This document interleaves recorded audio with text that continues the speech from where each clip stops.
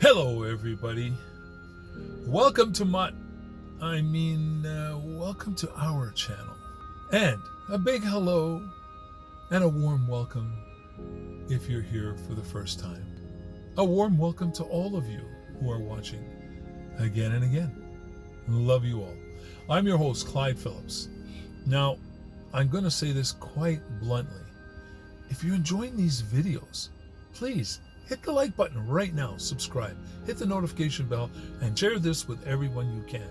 It really does help to beat the algorithm and get us seen by way more people, which will in turn help us to do better videos for you. It's time, let's dive in.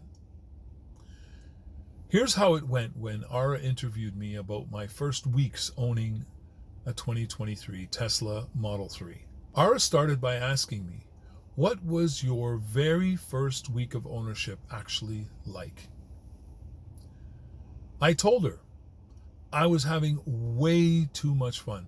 I met a 5-liter Mustang that no longer likes Teslas. I met several BMW 3 Series and Mercedes and even Porsches, including a Macan. They don't like Teslas anymore. So that poor Macan got pulled over by the cops at the bottom of a ramp while I was still pulling away. Yes, I was absolutely hammering the car. She asked, "Did you feel guilty about driving like that?" And I said, yes, of course I felt guilty. But I was having the time of my life and feeling guilty at the same time. Watching that Porsche Macan get pulled over was a moment I realized I didn't want to lose my license or my car. After that, I slowed way down. So Ara then asked, how long did it take for you to get used to the one-pedal driving? And honestly, it took the full first week. My foot kept going for the brake out of habit, and the car would lurch because it was already slowing down from the regen braking. It was confusing at first, but after that week, it became completely natural. I actually slow down better than full self-driving does now. She wanted to know about the keys. What was it like getting used to the phone key and the card key? So that was quite the situation. The phone key gave me problems at first. I kept accidentally unpairing Bluetooth when pairing other devices, so the car wouldn't unlock. I get frustrated thinking something was broken until I figured it out. The card key was simple once you knew where to tap it on the pillar.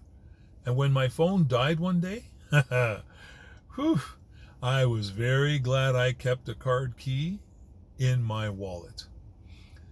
Ara asked, was there anything that really blew you away that first week? I said, yeah, the giant glass roof and all the visibility. It felt like I was riding almost a motorcycle. I could see the sky, everything around me. It was beautiful. The sound system also shocked the poop out of me. I cranked it up expecting it to distort, break my eardrums, and it stayed crystal clear. Concert quality even, on a base Model 3. Mine is the baby. Mine's the LFP batteried Model 3. Then she asked, was there anything that frustrated you? And I said, nah.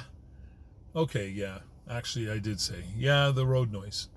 My car was one of those very first 2023s built, and the driver's door had poor fit and finish. It was louder than it should have been anyway. I took it to service multiple times, and they never fully fixed the wind noise coming in the driver's door.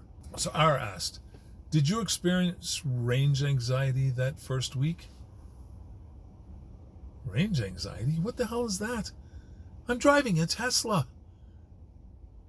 Okay, quite honestly, I did. Especially because I was doing rideshare. I'd come home with less than 20 kilometers of range left because I was too stubborn to stop at a supercharger. The app would literally suggest I go to one, and I kept saying no. Wow, that was a mistake on my part. It cost me money because I was cutting my workday short out of fear. She then asked about the app. What was your experience with the Tesla app like? I said, well, I spent a couple hours playing with it. Got comfortable pretty quickly. What surprised me was that you could truly buy accessories and even full self-driving right through the app. That actually made me nervous because it's also possible through the app in the car. So I immediately disabled purchasing from the car itself. In case someone was in it by themselves, I wasn't there, they thought they would be messing around and bought it on me. Finally, Ara asked, when did you decide to get a home charger and how did that go? I wanted one from day one, but the process was painful. Property management recommended a guy who lived in the complex. I went to his door multiple times, never received a response back. I even spoke to family members to try to get him to return my visit or a call or something.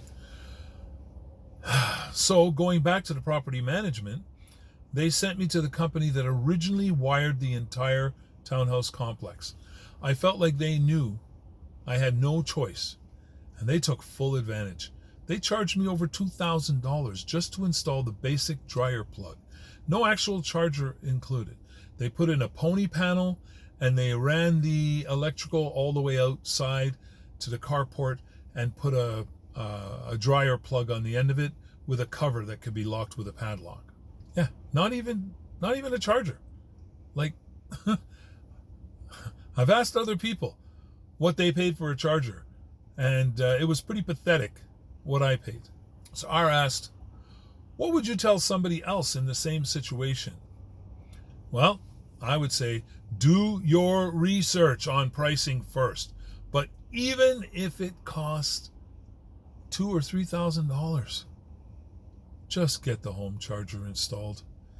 If you drive regularly, the convenience of being able to just plug in, go to sleep, wake up to a full battery is worth its weight in gold. Besides, using electricity, it pays for itself much faster than you think.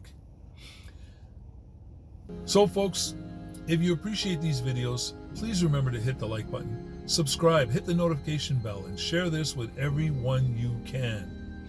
And remember, we never give up. We never give in, but we always keep an open mind, because that's how we gather our knowledge. And knowledge is the only power we're ever going to possess in this world. And we're not giving up our power. Well, we'll see you in the next one. And again, this script was credited to the interview conversation between Ara and Clyde.